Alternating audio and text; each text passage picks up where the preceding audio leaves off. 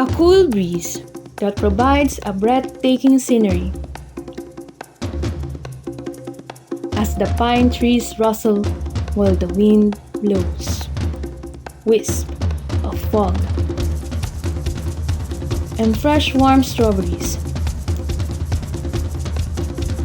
During February, the flowers bloom, showcasing its stunning colors and each of its unique beauty. In Baguio, the city known as the summer capital of the Philippines, celebrates a month-long annual occasion regarding the city's vibrant, alluring flowers.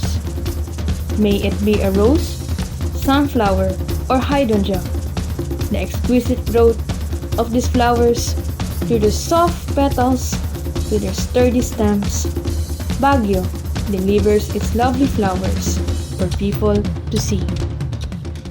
This festival is a recognition towards the beauty of the flowers in Baguio City and the dedication to its people's hard work, promoting the old traditions in the local culture to benefit not just the tourists, but the new generations from the locality.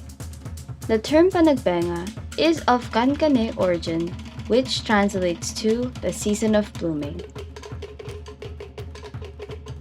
One of the most notable things about this festival is the events people include in it, such as making floats that are covered in dozens of flowers. Each flower's vivid hues are used to form different shapes and structures of its floats, which results in stunning masterpieces that will be seen during the parade. It also involves the infamous street dancing presented by the dancers in clad flower-inspired costumes, which is inspired by the Bendian, an Ibaloy dance of celebration that came from the Cordilleras. History of the festival. Festivals are an expressive way of celebrating glorious heritage, culture, and tradition. It contributes to remembering the events that have occurred on that particular day. However, this colorful fun festival is rooted from a dark tragedy of the devastating earthquake in Luzon that happened in 1990.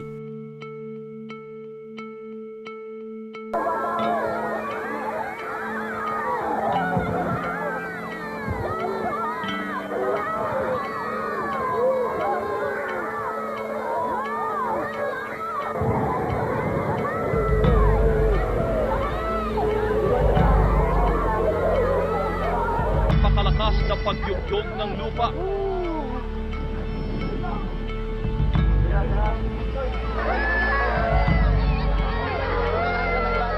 Patay na.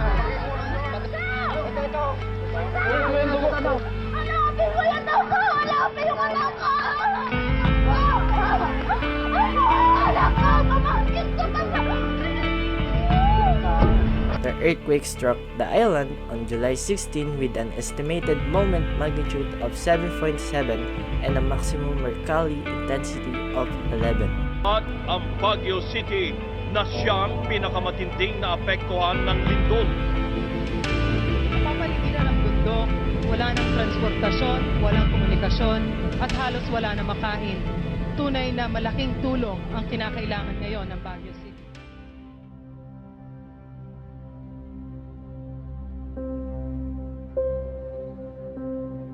This festival was created as a tribute to not only the city's flowers but as a way to rise from the devastation, symbolizing that the people will always have hope, much like flowers finding sunlight as a way to bloom.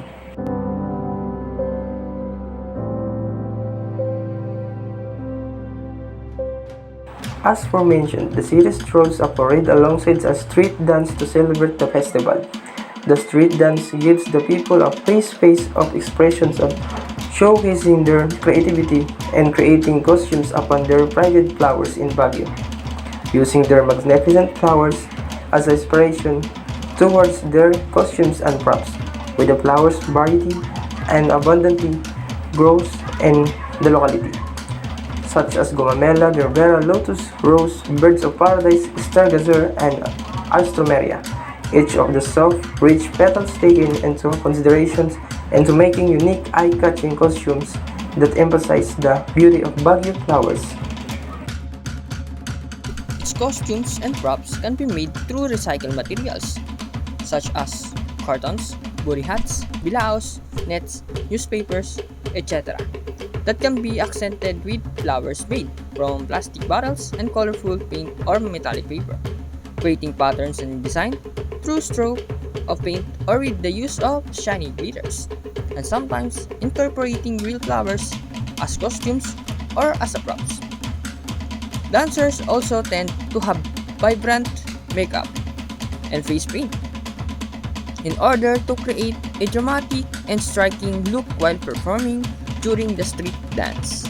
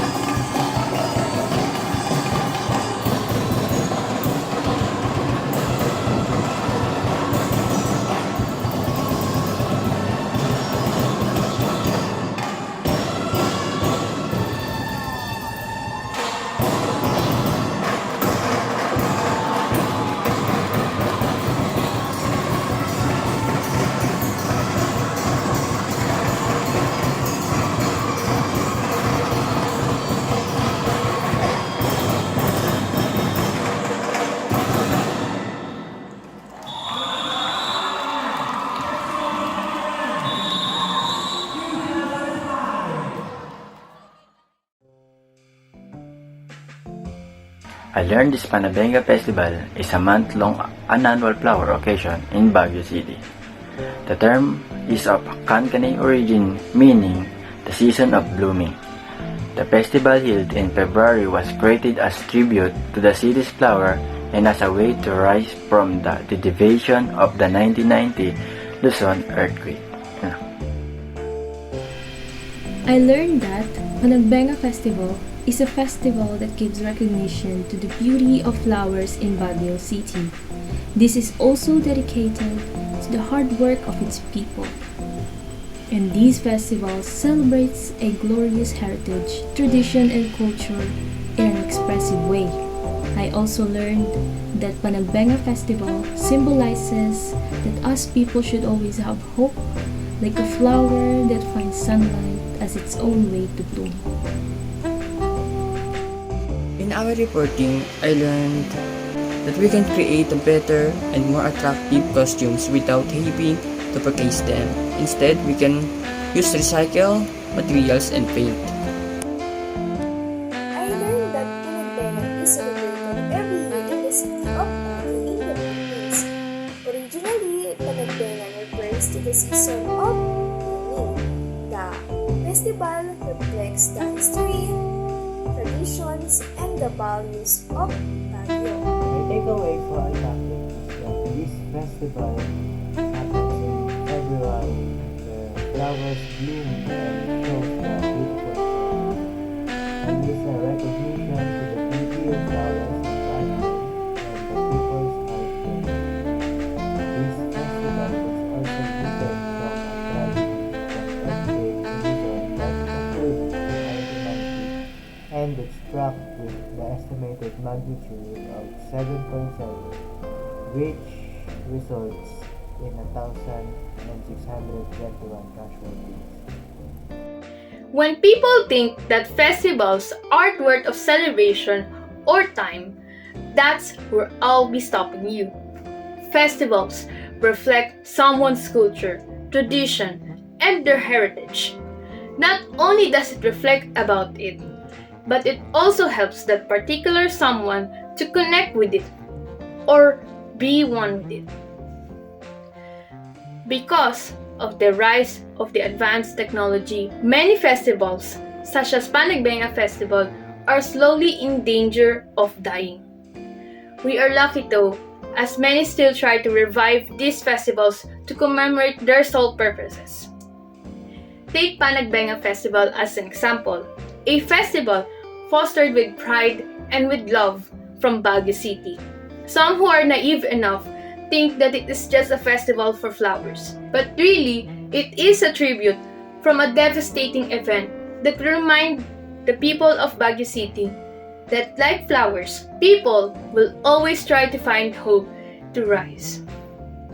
And oh, don't forget that the festival is also a dedication to its people's hard work. Celebrating others' culture won't be so bad. Just respect it and be open-minded. Understand their perspectives and fully experience it. And not only just that, educate yourselves with it. Gonzales of Group 2. What I myself comprehend about the festival that is assigned to us, which was Panagbenga, I learned its whereabouts, where is it celebrated, which is Baguio, when do this occurs, every February, what is the customization of outfit, anything that represents bloom or flowery, who's involved on the celebration, the people of Baguio, which they are called Ibagyo. And why is it named Panagbenga? It actually comes from Cancanay word meaning season of blooming. And why is it celebrated annually? It's actually tribute to spirit of Baguio that was badly shattered by the tremendous earthquake in 1990. That's all. According to what I've learned about Panagbenga history, the event is contributing factor to the tragic past. Due to the terrible tragedy of 1990 earthquake in Luzon, 1621, where people killed as a result of 7.7 magnitude. The event was established for those people who suffered in that terrible tragedy, also to people who need a light for them to get out from the dark past, just like a flower to bloom. That's why Panagbenga is more on flowers. Thank you. Panagbenga Festival is important because it is recognizing the people's hard work, especially in Baguio City. And promoting beyond traditions, and it is also promoting the tourism, not just in Baguio City, but in the whole Cordilleras.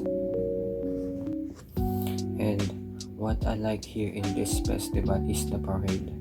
They are using flowers on their costumes, and it is visited by many tourists. My takeaway from this reporting: we can dedicate something beautiful like a land of beautiful flowers or an event like a festival to express our appreciation for people's hard work and pay tribute to their suffering, celebrating our glorious ancestors. 1, 2, 3. Hello, my name is Lawrence Abeto. In the documentary, I learned that term Panagbenga came from Cancanay language, which means season of blooming. I learned that Panagbenga is an annual flower festival celebrated every February, which take place in Baguio City, Philippines. And I also learned the term Panagbenga comes from a Cancanay term meaning season of blooming. And also this festival reflects the history, traditions, and values of Baguio and the Cordilleras. What I have learned regarding the Panagbenga Festival is not only how it is celebrated, but also the origin and importance of this festival. It teaches us a part of our culture in our country, and also is celebrated in order to spread cultural knowledge in order to preserve and keep it alive. It amazes me how this festival was a tribute to the devastation that happened in 1990 in Luzon. And I think it pretty much shows that we as Filipinos, no matter how in any dark or hard circumstances, will always find a way, will always find hope in order to improve and also be happy.